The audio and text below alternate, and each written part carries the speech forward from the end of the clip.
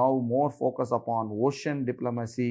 India always considered itself as a land power. Though we have got 7,500 kilometers of coastline, India considered itself as a land power. Now we have coined a new word, Indo-Pacific, about which I'll be talking in detail in the next lecture. Indo-Pacific is now assumed a centrality in India's foreign policy.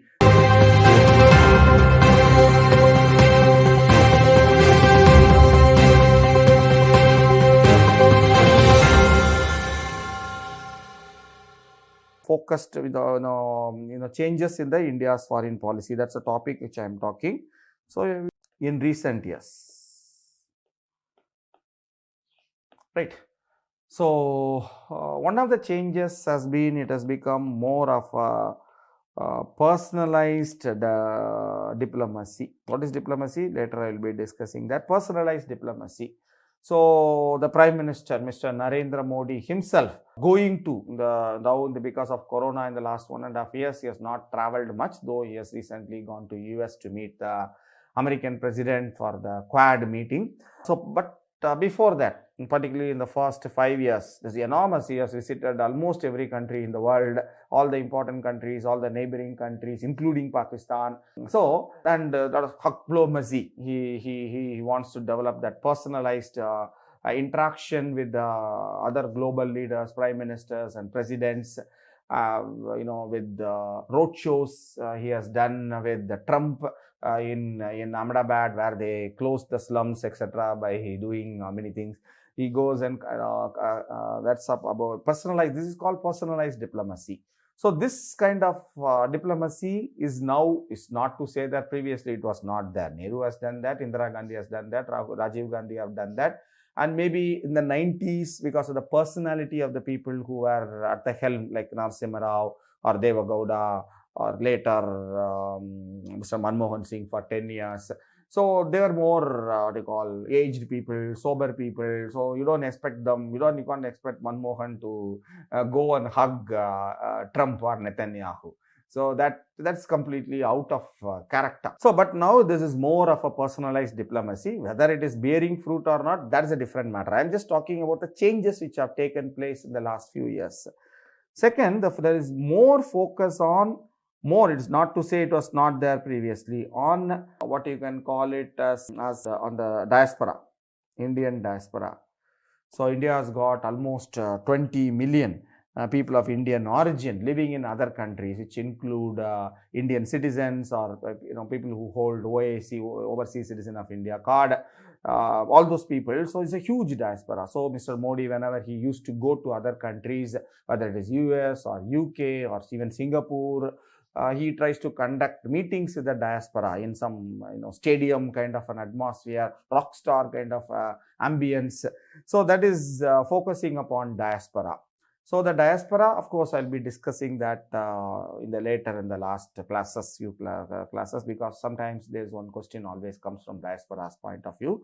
So I'll be discussing about diaspora. So this is also because Pravasi in Bharatiya Divas is probably the last few years it has not been that fanfare has been missing that, but it was started long time back, 2003. But more focus, not merely interacting with them in India, giving them awards, Pravasi Bharatiya Samman. I also mentioned about Pravasi this year and the Samman also, but interacting there, going there and interacting with them on a more personalized basis, as I said, in a stadium kind of an atmosphere, rather than in with a coat suit and the nice prim atmosphere in a thing there. So both of them are different. So this is one change which has taken place right now there. And India has been one thing what we have done, it is we have given up the anti-West bias in our diplomacy, anti-West bias. That was there not during the Nehruvian time, but more during Indira Gandhi time. So that's where our closeness with Soviet Union increased. We signed a defense agreement also in 71, which prevented US from entering the war to support Pakistan in the 1971 Bangladesh Liberation War. So that pushed India more towards Soviet Union, and that anti-colonial or anti-imperialistic viewpoint has been pretty strong among the policy makers in India. But this bias has been, is nothing changed. From 91 onward, this bias has been slowly removed. Last class I discussed about that, the reasons, the thing. So that has been now to a large extent gone. I don't see any anti-West bias. As I said, everything changes slowly. There's no overnight change. So there's no big change. There's a gradual change. But we can now, you'll identify the big changes only when it crosses some threshold. Maybe in the last 10 years, you have crossed that, the threshold and become more closer towards US. Particularly the 3 agreements we have signed in the last 3 years, prelims time I talked, which I will be talking about that also. The foundational agreements which US wanted India to sign, including BECA, Cosmo and all that. So that anti-West bias is now a thing of past. We are now more closer to the West than ever before in the history of India. And fourth, we can say that this has obviously helped improve relations with US and US allies, whether it is UK or Japan or Australia. These are the the Anglo-Saxon allies of US. So that has been a big change in the, again, I'm not judging them whether it is right or wrong. I'm just enumerating the changes there. I mentioned what is enumeration also in the 4th lecture. So next one is, we have been, please remember that all these shifts have been gradual shifts. The changes or the things have been gradual. There has never been an overnight change. It will never happen anywhere in the world. It is, if it happens, there will be, for example, Brexit. That's a sudden thing. So that will have a huge impact. So it should not be. The changes should be gradual, so that even the negative consequences are absorbed. Shock absorber kind of a thing. That time is a shock absorber. We can come up with new tactical changes to overcome the present challenges. If it happens, for example, if the global temperature increase happens very, very slowly, maybe in the next 100 years, if there is an increase of 1.5, probably our body, our system can adapt to it. But if it changes so fast, it will be difficult. We will all die. So that's the difference. Changes have to be gradual for us to adapt. That is called the system. Like human body, the system has an ability to adapt naturally on its own. But for that to happen, the changes have to be gradual, not sudden. So all the changes have been gradual. What I've been talking about, it has been gradual. And of course, as I said, there is now more focus upon ocean diplomacy. India always considered itself as a land power. Though we have got 7,500 kilometers of coastline, India considered itself as a land power. Now we have coined a new word, Indo-Pacific, about which I'll be talking in detail in the next lecture. Indo-Pacific is now assumed a centrality in India's foreign policy. It's no more on the sidelines. So naturally, Navy comes to the forefront, not merely Army. For land wars, you need Army. For Navy is very important, and associated port-led infrastructure, that is also very important in the soft power part of the ocean diplomacy. Hard power part, the importance of Navy, joint military exercises, naval exercises, particularly with the other major powers. So all these have become all different components of ocean diplomacy. As I said, ocean diplomacy was not there, it was there definitely before, but now it has become a central element of that hugely influences India's foreign policy. So next one is on the 5th point, the changes what have happened in the recent years in our foreign policy. This is what the thing I am talking about it. And the 5th one is about, which I have already talked a little bit about, multi-alignment. So last class, as I said, it's a necessity kind of a thing, from non-alignment to multi-alignment, to staying away from any grouping, to become part of every conceivable grouping, or trying actively to become proactively to become part of the groupings, and creating new friends, and actively participating in various group activities, which include exercises, military exercises, joint military exercises. So multi-alignment, from non-alignment to multi-alignment, has been a big change over the years in India's foreign policy. Next is, we can say, broad-based military cooperation. So previously, because of the anti-West bias, India was close to USSR. At the time of the breakup of USSR, almost 95% of India's defense needs. Even today, India is not self-sufficient, which will not be because of our reluctance to spend on R&D. we import most of the high-tech military equipment like fighter aircraft, bombers, tanks, ships, submarines. Most of the time we talked about in prelims, Project 75, Project 75I, all those factors. So now, but that time it was only Soviet Union. Now it is no more. So we are taking it from Israel, we are buying it from US, we are buying it from UK, we are buying it from France, we are buying it from Germany, apart from the old from Russia. So that is a big change which have taken place. Broad based. We don't want to be dependent upon only one source. That is bad. Depending upon only one source is never good for what you call now as a strategic autonomy will be compromised. And any field, not only in military, if any, in economy, trade, 50% of the trade happens with only one country. There's a big problem. If you affect the relations with that country, then if they block the trade, then huge impact will be there, both for exports and imports and employment generations there, and GDP growth also. So therefore, it is always better to broad-based military cooperation. So the same broad-based military, we can say broad-based strategic cooperation is a better word, because even in energy security, again, India does not have oil and gas resources. Previously, again, almost 90% used to come from West Asia. Now it is more broad-based. We are taking from US, we are taking from Russia, we are trying to get it from Africa like Nigeria, Libya, and of course with West Asia, which is geographically closer to India, so that was much easier to bring it from there. But we are trying to broad base. No, we are not dependent, should not be dependent. Even within West Asia, not only Saudi Arabia, not only Iran, Iraq, Kuwait, Qatar, Oman. So different countries, we are now trying to get it from that, so that the basket becomes more wider, and there is no dependency on any one country or one region for any of meeting the strategic objectives.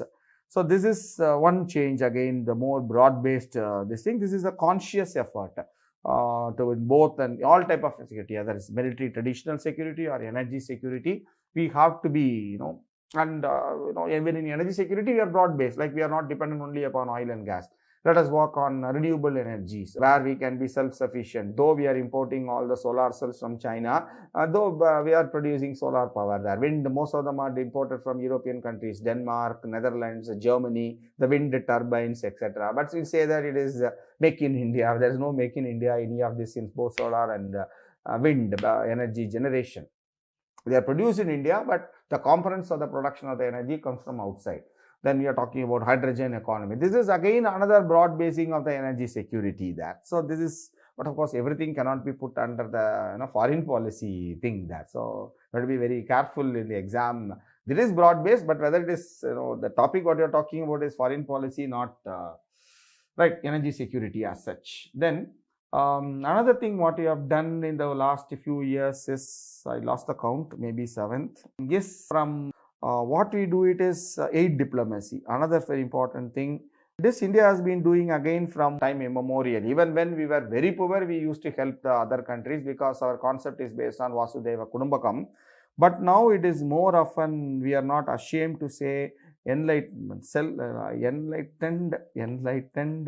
self-interest. So this is not an important question right now because the word which is coined by Mr. Manmohan Singh, enlightened self-interest. There is self-interest on India giving the help to other countries, but it is enlightened. Enlightenment is based on Vasudhaiva Kudumbakam concept, but there is a self-interest in that. Why we are helping Afghanistan? To prevent Pakistan or Taliban getting a foothold there, though that failed. So, but failure is only based on the way we have implemented, that is depends upon various other factors, why US suddenly withdrew and all that. So, we are not getting into it, but it is for our self-interest.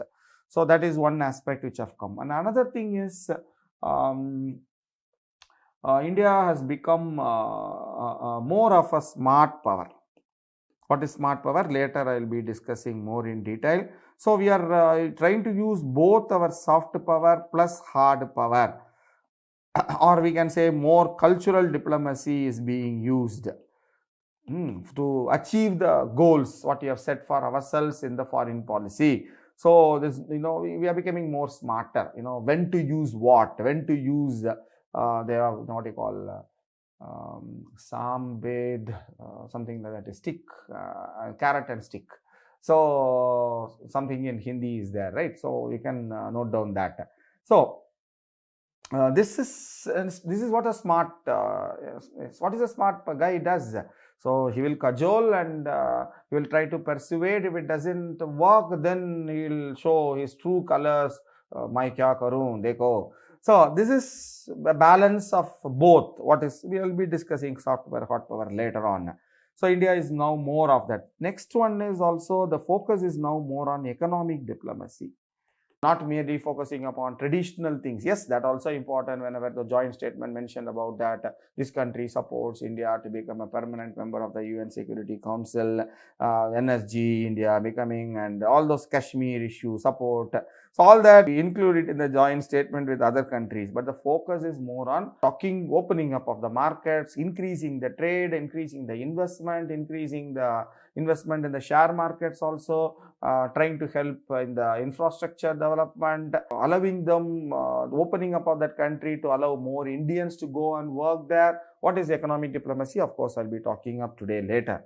So this is now more focus, more and more focus is on economic diplomacy. That has become again an important and a core element of our foreign policy. These changes are also happening gradually, but you can see big changes which have happened. For example, when Prime Minister goes to other countries, so he will be accompanied by a large team of industrialists or capitalists in India, corporate leaders in India. Of course, it will be led by Mr. Gautam Adani. That's a different issue. But there's a team goes there. So on the sidelines, there'll be meeting of the industry leaders, industry captains, from both the countries, so to deepen and widen the economic relationship. So this is part of economic diplomacy, right? So, and the thing is, another thing is, we can say we are now more pragmatic. I won't say we were not there before. Pragmatic, the more than idealistic. So more pragmatic in the last few years. So what is our capabilities, what we want to achieve, what is our immediate goals, short-term goals, what are our medium-term goals, and how to achieve that.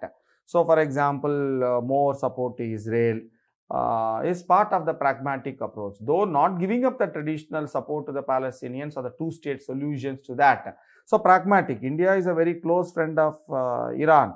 So, but at the same time, because of US is a sole superpower, because of the threat that if India imports oil from Iran, they will impose sanctions on Indian companies which are importing oil from Iran. India is now almost zero, nil. The oil imports have become. That is pragmatic, because you can't fight with the global power. Pragmatism is US imposed, the good friend US imposed sanctions on India, on iron and steel industry and aluminium industry. As part of the global trade war, though it is mainly concerned with China, but they imposed on many other countries because India has a trade surplus with the US. Every country which has a trade surplus, they say you are unfairly doing it, and they impose sanctions on steel imports and aluminum imports from India. And they also put it on other thing also. They said India is putting high import duty on Harley Davidson and put this thing. So India did not retaliate much, because capabilities are not there to retaliate. That's a different issue, but it is again part of smart diplomacy and part of pragmatism. Why should be? We know India needs US more. So whether US needs India more or India needs US more, again I will discuss it later again.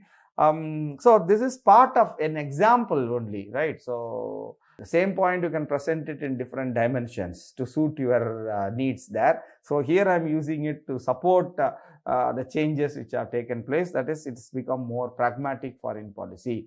Though we do, for example, idealism is still there. Idealism is like mentioning UNSC seat for India. The joint statement will say, even with the US also it will say that, but we know it is not going to happen. Even US will not, probably is not ready, just blah blah blah to placate Indian interest they are doing. So we are not taking it too seriously there. That is pragmatic. Well, let us focus upon trade and investment. Let us focus upon security relationship or intelligence relationships. This thing, we'll talk about issues which are very relevant, how to contain Taliban. That is more relevant. That is pragmatism there, right?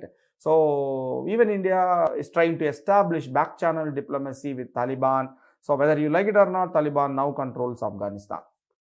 So we have to establish open channels of communication with them. You can't keep on saying Taliban is terrorist and this thing. There's no word called terrorism. The word that doesn't exist in my lexicon or anybody, any person who really understands things there, because one man's terrorist is another man's freedom fighter. It is the perspective only changes there.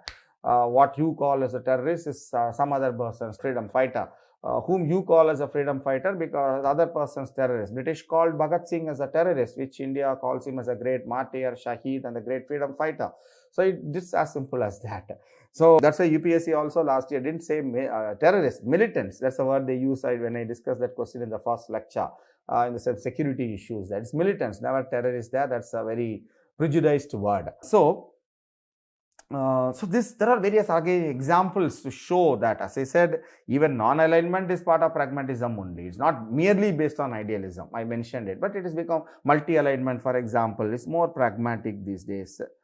Multi-alignment. So various examples you can keep giving to substantiate your answers, which is the key thing to, for us. Okay, the last point on what India is doing to changes in the India's foreign policy in the last few years, particularly under the present government. This is what the point I am trying to make it.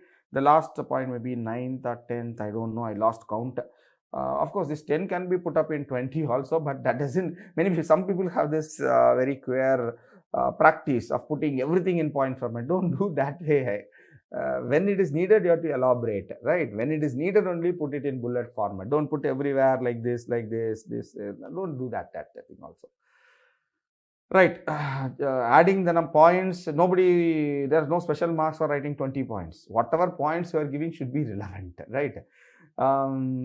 So whether India has made a journey, the journey is of course depends upon the economic strength, which is the core. But the journey has been, say, from the time of independence, India was probably punching above its back because of a giant at the helm. That was Mr. Nehru, who was respected throughout the world. Both for his, the freedom struggle and also his intellectual abilities and capabilities there. So India was a giant. So India was followed. India played a very important role in non-aligned movement, in the ending up of the Korean conflict, in the Vietnam conflict, in the UN for the independence of the various countries in Africa and Latin America. So all these were there, still there, and that is one of the reasons why African countries still respect India, though India is now more closer to the West than to the third world countries, about which also I will talk about it later. So that is there. So